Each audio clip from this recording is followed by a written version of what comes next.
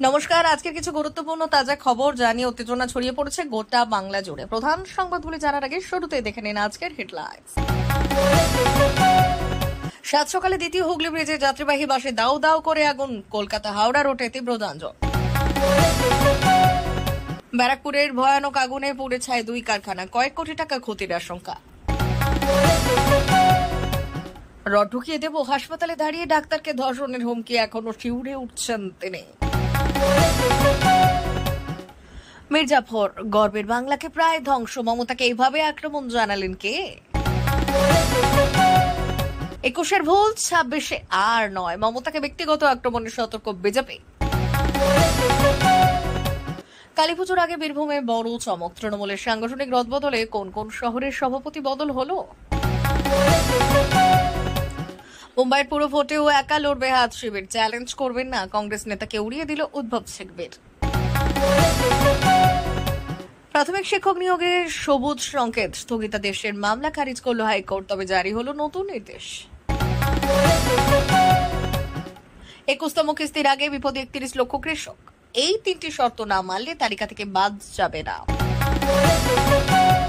ভোটের মুখে নাম প্রত্যাহার 3 প্রার্থীর, প্রশান্তির দাবি, বিজেপি হুমকি দিচ্ছে। প্রিয় দর্শক, প্রতিদিন নিয়মিত খবর শোনার জন্য বাংলা বার্তা চ্যানেলটিকে সাবস্ক্রাইব করুন। আসছি বিস্তারিত খবরে। সাত সকালে দ্বিতীয় হুগলি ব্রিজে যাত্রীবাহী বাসে দাউ দাউ করে আগুন, কলকাতা হাওড়া রুটে তীব্র যানজট। সাত সকালে বিদ্যাসাগর সেতুতে ঘটল এক ভয়াবহ ঘটনা। বুধবার সকালে কলকাতামুখী লেনে একটি যাত্রীবাহী বাসে ভয়াবহ আগুন লাগে।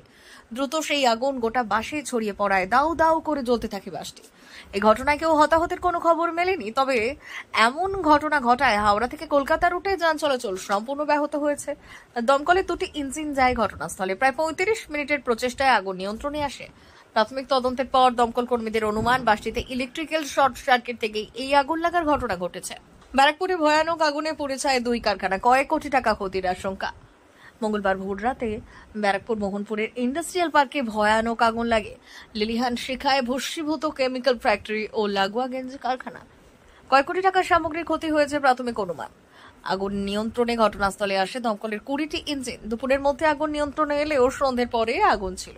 ফায়ার পকেট নেভানোর কাজ চালিয়ে যাচ্ছে দমকল। ভয়ানক এই ঘটনায় হতাহতের কোনো খবর মেলেনি। রড ঢুকিয়ে দেব, হাসপাতালে দাঁড়িয়ে ডাক্তারকে ধর্ষণের হুমকি, এখনো শিউরে উঠছেন তিনি। আজিকর মেডিকেল কলেজে চিকিৎসক ধর্ষণ খুনের বছর পার, ফের চিকিৎসককে ধর্ষণের হুমকি। ফের সরকারি হাসপাতালে চিকিৎসকদের নিরাপত্তা নিয়ে প্রশ্ন উঠল। উলুবেড়িয়ার শরৎচন্দ্র চট্টোপাধ্যায় মেডিকেল কলেজে ঢুকে মহিলা জুনিয়র চিকিৎসককে ধর্ষণের হুমকি দেওয়ার অভিযোগ উঠেছে। এখনো অপমানে, লাঞ্ছনায়, ঘটনার আকস্মিকতায় ত্রস্ত ওই চিকিৎসক। সেই দিনের ঘটনার কথা বলতে গেলে দলা পাকাচ্ছে গলায়। হাসপাতালে ঢুকে ওই জুনিয়র চিকিৎসককে মারধর করে প্রাণে মেরে ফেলা এবং ধর্ষণের হুমকিও দেওয়া হয়, বলা হয় অশ্লীল, বিকৃত, নোংরা হুমকি। মির্জাফর, গর্বের বাংলাকে ধ্বংসের চেষ্টা, মমতাকে এইভাবে আক্রমণ জানালেন কে?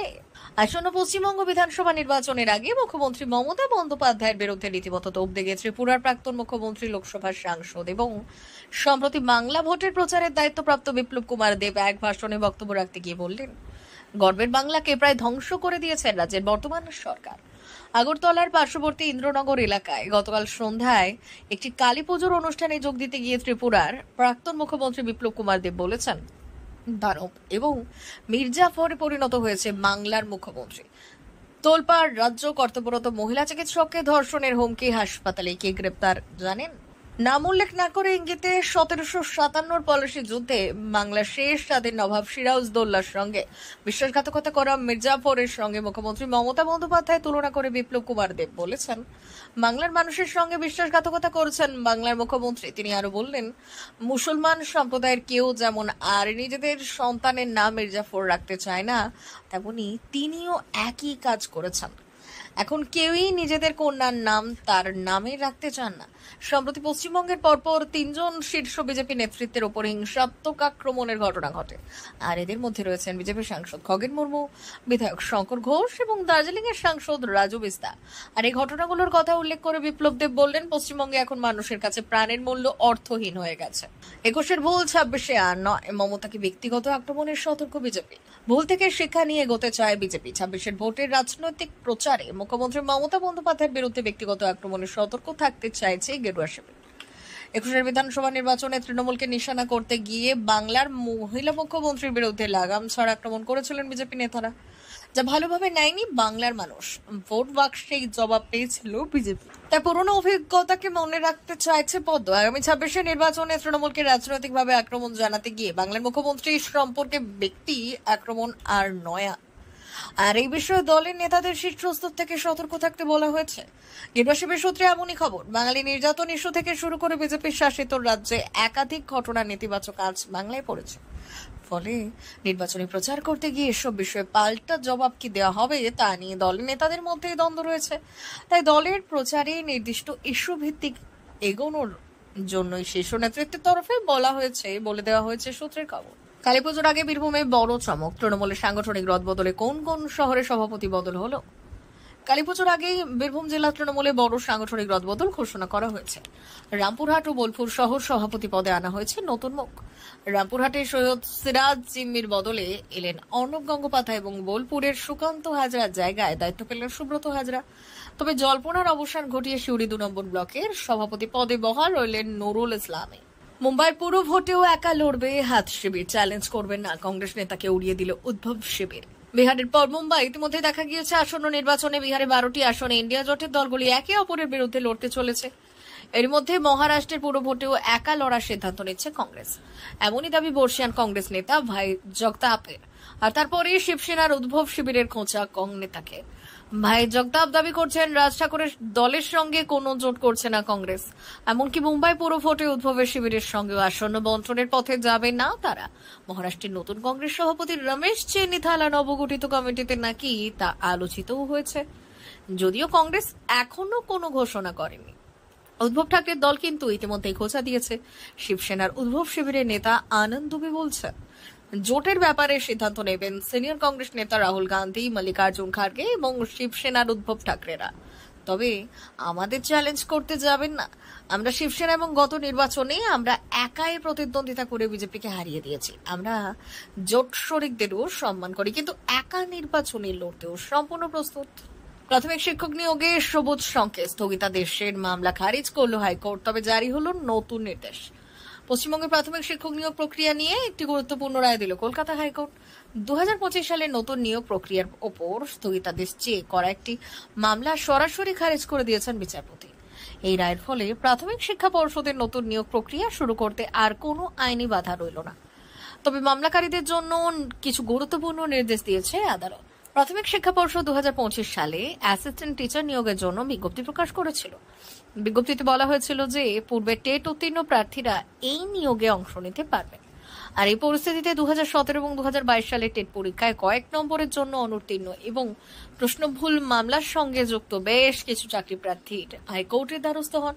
শুনানি চলাকালীন প্রাথমিক শিক্ষা পর্ষদের আইনজীবী জানান, এখনো পর্যন্ত শুধুমাত্র নিয়োগের বিজ্ঞপ্তি প্রকাশিত হয়েছে, অনলাইনে আবেদন প্রক্রিয়া শুরুই হয়নি। তাই এই পর্যায়ে নিয়োগের স্থগিতাদেশ চাওয়ার আবেদনটি প্রিম্যাচিউর বা অপরিণত। পর্ষদের এই যুক্তিকেই মান্যতা দেয় কলকাতা হাইকোর্টের সিঙ্গেল বেঞ্চ। পশ্চিমবঙ্গের প্রাথমিক শিক্ষক নিয়োগ প্রক্রিয়া নিয়ে একটি গুরুত্বপূর্ণ রায় দিল কলকাতা হাইকোর্ট। 2025 সালে নতুন নিয়োগ প্রক্রিয়ার উপর স্থগিতাদেশ চেয়ে একটি মামলা সরকারি খারিজ করে দিয়েছে বিচারপতি। আর এই রায়ের ফলে প্রাথমিক শিক্ষা পর্ষদের নতুন নিয়োগ প্রক্রিয়া শুরু করতে আর কোনো আইনি বাধা রইল না। তবে মামলাকারীদের জন্য কিছু গুরুত্বপূর্ণ নির্দেশ দিয়েছে আদালত। 21তম কিস্তির আগে বিপদে 31 লক্ষ কৃষক, এই 3টি শর্ত না মানলে তালিকা থেকে বাদ যাবে না। প্রধানমন্ত্রী কিষাণ সম্মান নিধি যোজনা অর্থাৎ পিএম কিষাণ সম্মান নিধি যোজনা, তার অধীনে দেশের প্রায় 11 কোটি কৃষক আর্থিক সহায়তা পান। তবে এবার সকলের মধ্যে একটি আপডেট আনা হয়েছে কেন্দ্র সরকারের তরফ থেকে। আমরা সকলেই জানি এই প্রকল্পের আওতায় প্রতি কৃষক বছরে 3টি কিস্তি মোট 6,000 টাকা পান সরাসরি তাদের ব্যাংক অ্যাকাউন্টে। তবে এবার 21তম কিস্তি দেওয়ার আগে কেন্দ্র সরকার জারি করেছে একটি গুরুত্বপূর্ণ সতর্কবার্তা। যারা প্রকল্পের শর্ত মানেননি তাদের নাম সরাসরি তালিকা থেকে বাদ দেওয়া হবে। আপনিও যদি পিএম কিষাণ প্রকল্পের টাকা পেয়ে থাকেন তাহলে আপনারও এই ব্যাপারে আগে থেকে সতর্ক হওয়া দরকার। ভোটের মুখে নাম প্রত্যাহার 3 প্রার্থী, প্রশান্তের দাবি বিজেপি হুমকি দিচ্ছে। বিহার বিধানসভা নির্বাচনের আর কয়েক সপ্তাহ বাকি, কিন্তু তার আগে ফের বিজেপিকে নিশানা করলেন জনসুরাজ পার্টি।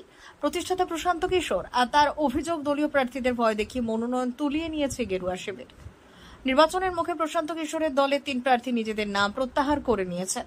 এই ইস্যুতে কিশোরের দাবি বিজেপির চাপেই ওই 3 জন প্রার্থী লড়াই থেকে সরে দাঁড়িয়েছেন। প্রশান্ত কিশোরের বক্তব্য, বিজেপি এমন একটা ভাবমূর্তি তৈরি করেছে যে ভোটে যেই জিতুক সরকার গড়ে ওরাই। জনসুরাজকে ওরা ভোট কাটার দল বলেছিল। জনসুরাজের 3 প্রার্থী, দানপুরের মতুর শাহ, ব্রহ্মপুরের সত্যপ্রকাশ তেওয়ারি এবং গোপালগঞ্জের শশী শেঠী সিনহা মনোনয়ন প্রত্যাহার করে নিয়েছে। তবে এতে বিচলিত হচ্ছে না প্রশান্ত কিশোর। স্পষ্ট বলেন, জনসুরাজের 240 জন যোদ্ধা এখনো ময়দানে আছেন। এনডিএ যতই প্রার্থী কিনুক, ভয় দেখাক বা আটকাক, আমরা পিছিয়ে যাব না। 14 নভেম্বরের ভোট গণনার দিন সব পরিষ্কার হয়ে যাবে। প্রিয় দর্শক, এখনকার মতো খবর এই পর্যন্তই। ধন্যবাদ।